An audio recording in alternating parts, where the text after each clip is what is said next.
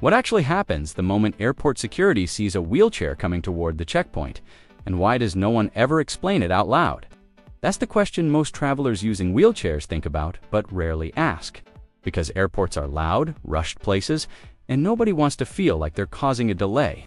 But the truth is, the moment you roll into that security line, something changes quietly, subtly, almost invisibly. And it has nothing to do with kindness alone, and everything to do with procedures most passengers never see, never hear, and never talk about. Because while the signs say accessible and the agents smile politely, there's an entire parallel process unfolding behind those scanners that feels calm on the surface, but incredibly calculated underneath. And if you've ever traveled with a wheelchair or helped someone who has, you've probably felt that pause, that second where the line slows. The agent glances over, and you wonder, okay, what now? Because airport security doesn't treat wheelchairs as just another carry-on. They treat them as part mobility device, part personal space, and part unknown variable. And that's where things get complicated fast, because unlike bags or shoes, wheelchairs don't fit neatly into the system that security was originally designed for. So over the years, airports quietly built a set of unwritten routines, some helpful, some uncomfortable, and some honestly confusing. That kick in the second you approach the checkpoint. And here's something most people don't realize. Airport security doesn't see a wheelchair first. They see risk categories, medical exceptions, liability concerns, and time pressure all at once. And that mix shapes how every interaction unfolds. From the way they speak to you, to how long they ask you to wait, to what they're allowed to touch, and what they absolutely cannot, because legally, a wheelchair is considered an extension of the traveler's body, which means every inspection has to walk a careful line between safety and personal dignity. And that's why things often feel slower, more deliberate, sometimes awkward, because agents are trained to avoid assumptions, avoid sudden movements, and avoid language that could sound directive instead of optional. So you'll hear phrases like, if you're able, or only if you're comfortable, or when you're ready. And that's not just politeness. That's protocol. And here's where it gets interesting. Because the moment a wheelchair user enters security, the standard metal detector rules often shift, not always visibly, but operationally. Many travelers don't know that manual wheelchairs, power chairs, and scooters are treated as three completely different categories, each with its own inspection steps, its own time estimate, and its own checklist. And yes, agents absolutely notice the type of chair before they notice the person, not out of disrespect, but because a folding chair means one process. A rigid frame means another.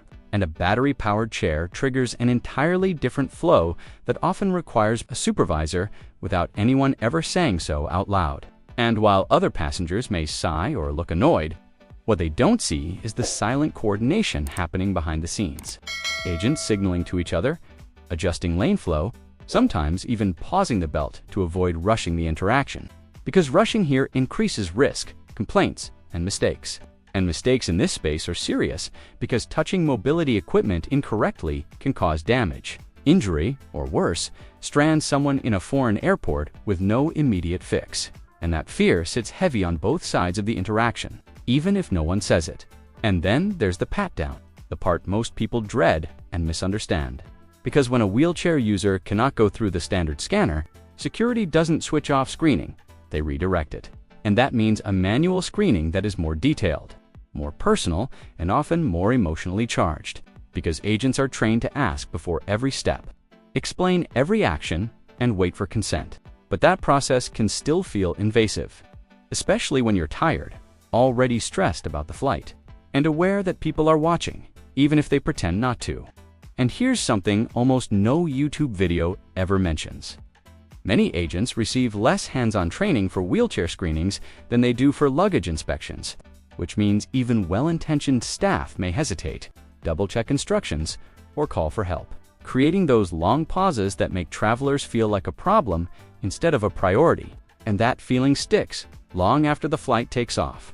And then there's the chair itself, because every wheelchair, whether personal or airport provided, is swabbed for explosive residue. Not randomly, not optionally, but routinely. And most travelers never realize that those little cloth wipes and handheld machines are part of a system designed after incidents. most airports don't publicly reference anymore. And when that test takes longer than usual, the tension in the air changes instantly, even though the traveler did nothing wrong.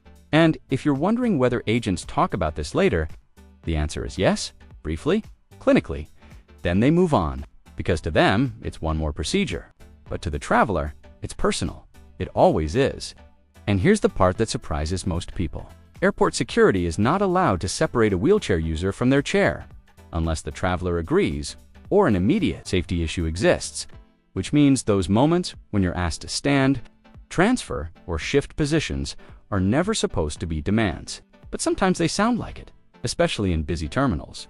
And that mismatch between policy and tone is where many negative experiences begin, not because of bad intentions, but because airports are built for speed, and wheelchairs require patience.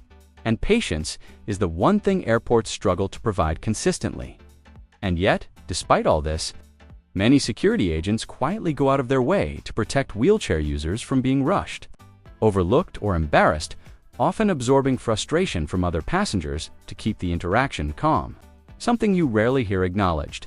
And if you've ever noticed an agent subtly blocking a line of sight, lowering their voice, or slowing the pace deliberately, that's not accidental. That's someone choosing dignity over efficiency, even when no one is watching. And still, the system isn't perfect. Far from it. Because communication gaps, outdated equipment, and inconsistent training mean experiences vary wildly depending on the airport, the country, and that unpredictability is what makes traveling with a wheelchair so mentally exhausting. Because you never know which version of the process you're going to get.